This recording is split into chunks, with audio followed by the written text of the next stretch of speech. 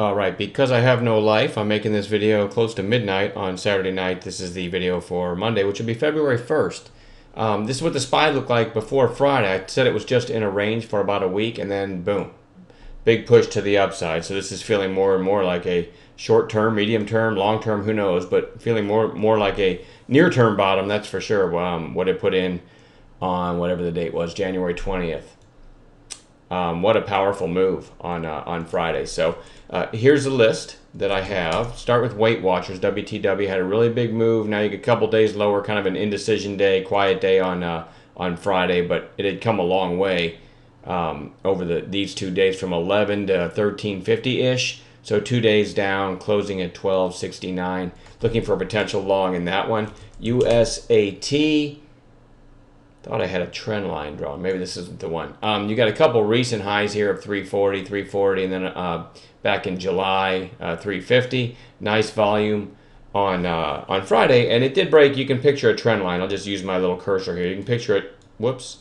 You can picture a trend line right here and a break of that. So a break of Friday's high could take you maybe pretty quickly to that 340, and if you get above that, maybe up to 350. On a 15-minute basis. It did most of its gains on Friday in the first 45 minutes or an hour, and then straight sideways. So you do have some period of consolidation. So I do kind of like it over Friday's high.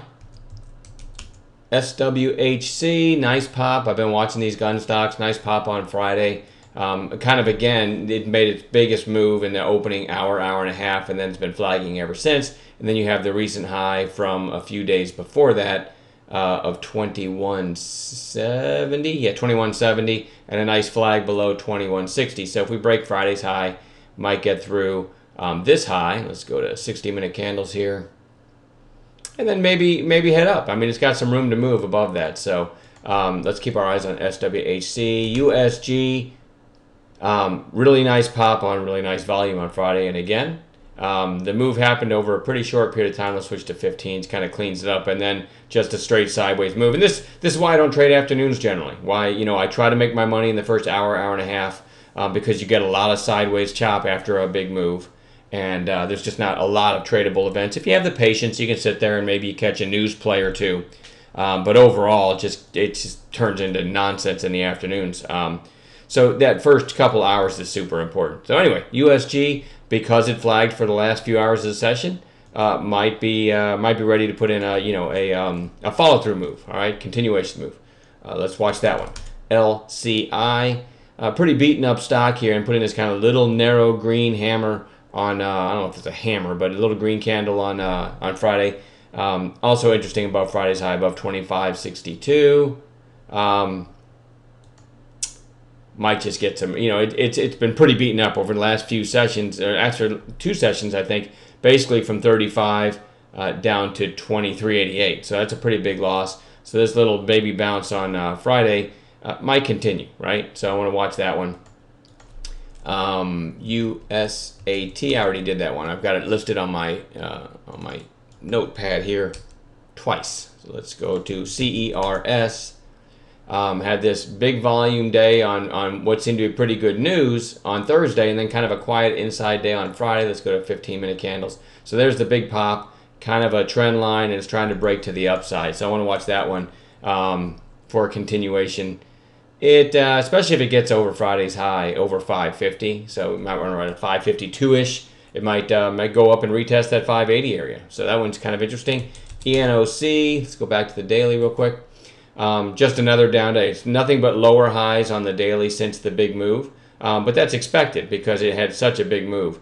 Almost doubled in one session. Now a slower grind down makes this a pretty good setup for maybe a secondary pop. All right, so kind of had equilibrium where it closed about where it opened on Friday. Friday's high was 554, so we'll keep an eye on that one. And it did touch the 8-day, which makes it a little more interesting. SDPI, now stuff like this you don't want to chase. But whenever you spot something, and this one had good news, and it's a very low float stock, so when you get a big pop like that, you don't want to chase it the next day, but that should be on your radar for the next few days. So I'm going to go ahead and throw it on your radar right now. And sometimes you never know. Sometimes you can get 225 close, you can get a gap down to 210 or 190 and a narrow range and then an upside break. So sometimes the next day it does offer you a decent trade. A lot of people try to short these low price stocks, back down because a lot of them certainly come in a lot. But most brokers don't offer these available to short. You have to be kind of with a prop firm or something, and most traders don't have that ability. So I generally don't call shorts in these lower price stocks. I just wait for the long setups. WATT. This one, had a really nice pop in the morning and gave back a lot of its gains. But really just sideways. Once it pulled back in, just sideways. So, this one could go either way. But I'd like to watch that one for maybe another pop Monday, Tuesday, Wednesday, whatever. It's certainly worth having on a chart. And then lastly, I'm going to have XON on watch. Had a really nice pop on Thursday. More of a quiet day on Friday. I think this is a Zika virus play.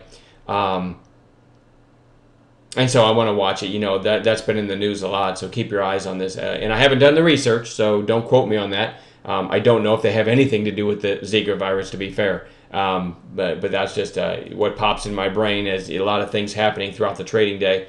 And when I see XON, that pops in my brain. Doesn't make it right. A lot of things pop in my brain that are wrong. Just ask my Twitter followers. All right, so XON, let's leave it at that. You do have the big pop and then the lower high. And you can kind of picture a trend line there. So if it breaks through that, it does become interesting. And even though they probably won't be on the watch list for Monday, I'll throw a couple others at you that are kind of interesting to me. Let me try that again. CRUS. I drew a trend line here. CRUS is getting up near this trend line, and it's gotten there in a hurry. Generally, that's overdone in the short term. So this might be a decent short up around this trend line. Okay, so keep your eyes on that, or even if it breaks through and gets to this recent high of 36, to me, it has gotten there too quickly. It's come too far, too fast. Might be a decent short on an intraday trade in that area. I'm not an overnight holder, long or short. And then speaking of things to just keep on your watch list over the next few days, although it feels too soon for a follow-through day. It feels extended, but anyway, TMST should be on your watch list for the entire week coming up too, because that's a pretty big move, and there might be some nice secondary plays off that. All right, enjoy your Sunday. I'm going to leave it at that, and we'll talk to you guys on Monday night.